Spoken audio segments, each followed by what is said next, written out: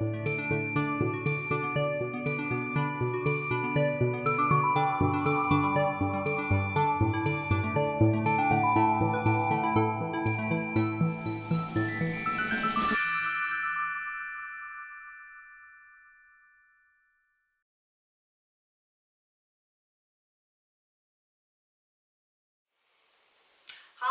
hello, and welcome to my first video log. I've been wanting to do this for ages, but I don't think I've had the confidence to do it. I haven't really known what to talk about. So today we're going to talk about Uttanasana, forward fold, standing forward fold. So for you yogis out there that are already having advanced practice, this is not for you because you already know how to safely do your Uttanasana and your body will let you do it. This is for people like myself, recovering from an injury, or who are athletic, have other sports that has limited their hamstring flexibility. So you could be a cyclist, a runner, have taken up yoga to complement your sport.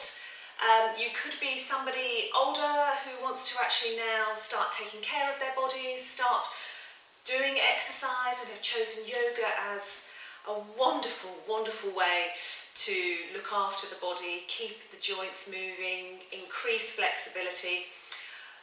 Standing forward fold, Uttanasana, is something we often start doing from the very beginning of our yoga practice, but it's actually an intermediate pose. It's not a beginner-friendly pose, and most of us will start with hamstrings that are too tight for us to be able to do this pose, how we see the beautiful yogis doing it, where they swan dive down and their hands go flat to the mat and their legs are straight.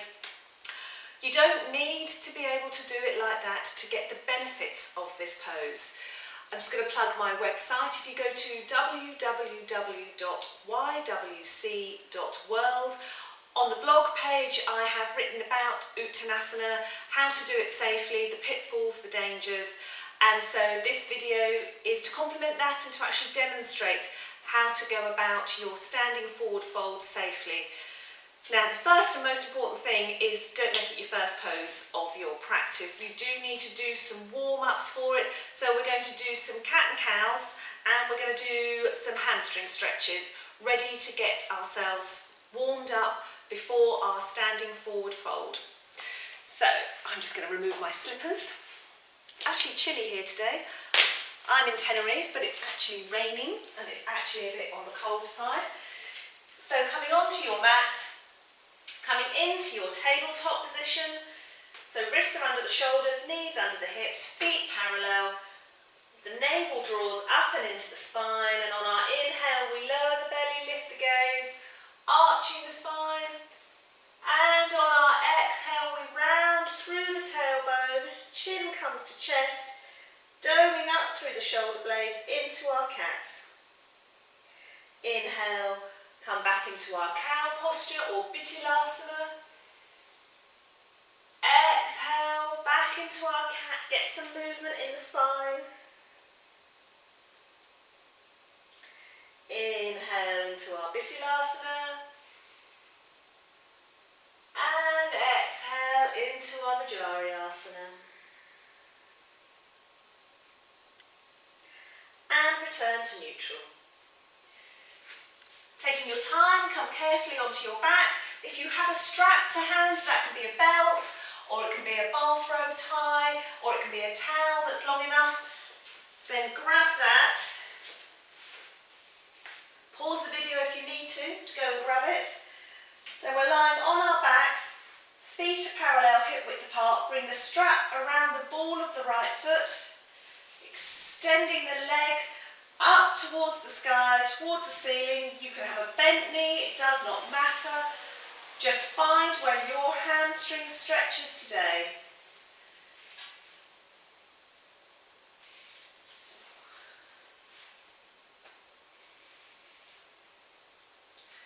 Five breaths here. We're aiming towards a straight leg, but you won't get there necessarily in one go. It might take weeks, months before that leg straightens.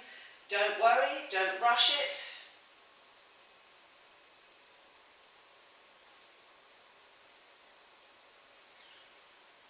Then carefully bend that knee, take that strap off and switch to the other side.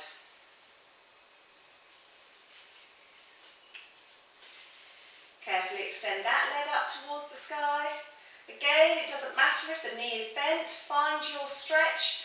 You never want the level of sensation more than a 4 to 5 out of 10.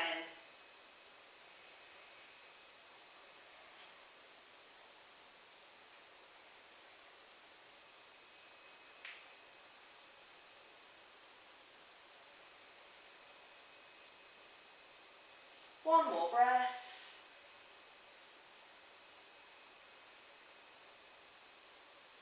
And then bend that knee and remove the strap. Come onto your side. Another great pose in preparation for our standing forward fold is our downward facing dog, Ardha Mukha. Fingers are spread wide, hands are just in front of the shoulders, curl the toes, inhale that navel in, and then on your exhale, you're lifting your hips high and back. Note how bent my knees are. The first thing about this pose is to get a nice long back. My back is not rounding at all.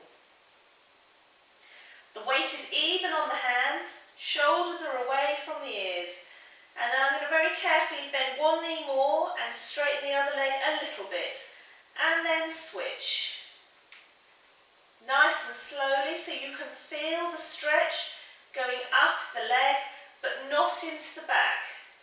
Be very mindful to not let your back round, just so that you can straighten your leg. Then find some stillness. So again, I've bent my knees generously. I'm pushing my chest towards the thigh. My head is hanging heavy. And then I think about straightening the legs. Heels aiming in the direction of the mat, but they really don't have to touch. My mind is very much in my back, so I know that my lower back is still straight and long. I am not forcing my heels down. 2 more breaths.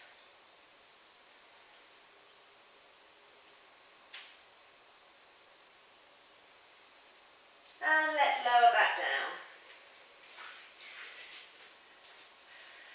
If you have bulging discs, or if you have a slip disc, then you definitely don't want to be doing this anymore, going any further with this particular practice, as it were, because you don't want to fold forward. When you fold, especially if you're flexing the back, so in theory when we fold forward, we fold from the hips with a flat back. If we fold at the waist and round through the back, we open the vertebrae up at the back, we squash the vertebrae at the front of the spine and force out any bulging discs further. So you don't want to be doing forward folds if you've got bulging discs. So that's the first thing. So to continue, so I have a healing disc at the moment, so I'm being very, very careful. I'm going to have 2 blocks. Now if you haven't got blocks, it can be useful to have a kitchen chair so that the seat part is in front of you. I'm putting my blocks down here. We're going to start with a half forward fold, Ardha Uttanasana. So my hands are on the thighs. I'm bending my knees generously. My navel's drawing in, so it's supporting my lower back. As I'm tipping forward at the hips, you can see my back has not rounded at all. Hands are very much on the thighs are being supported. The back is being supported by the hands on the thighs, elbows are staying in. And this is a great place to start. Absolutely nothing wrong with this. If you're doing sun salutations and you're a beginner, you don't have to go all the way down. You can come to Ardha Uttanasana on your exhale, and on your inhale, just bring your head into the Ardha Uttanasana, so you just look up, and then on the exhale, just bow the head. So you don't have to go all the way down. With time, you can carefully start to straighten the legs, and that's as far as I want to go at the moment. I'm not forcing anything. My mind is in my back. I can feel how everything is feeling, and in my hamstrings. Then rise back up. Use your hands to walk up the thighs if you want a bit of support. Now another alternative with our forward fold is a ragdoll forward fold. Again, this can be really lovely for the lower back. So you really bend the knees generously, feet are hip width apart. As I'm coming down, my back stays flat. The fold is at the hip, not at the waist. And then the head hangs, and I'm supporting my back with my forearms on the thighs, nodding the head, shaking the head.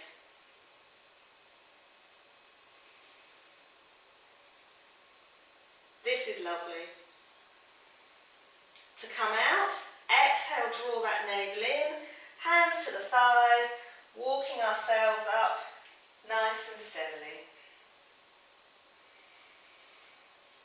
If you want to take it one stage further, as if we're doing a sun salutation, inhale the arms up, Urdhva Hastasana, and then exhale as you come down. Rather than swan diving, keep the hands coming in through the midline.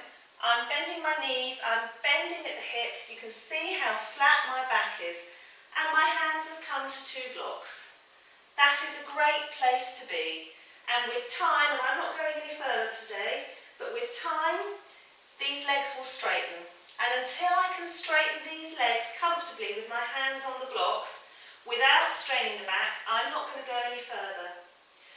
And if we were doing a sun salutation, to slide up on the inhale to our Ardha Uttanasana, hands come to the thighs, elbows in, flat back, gaze comes up. And then exhale, bow, back down, into Uttanasana, our forward fold. There are many benefits to this pose. It's very calming.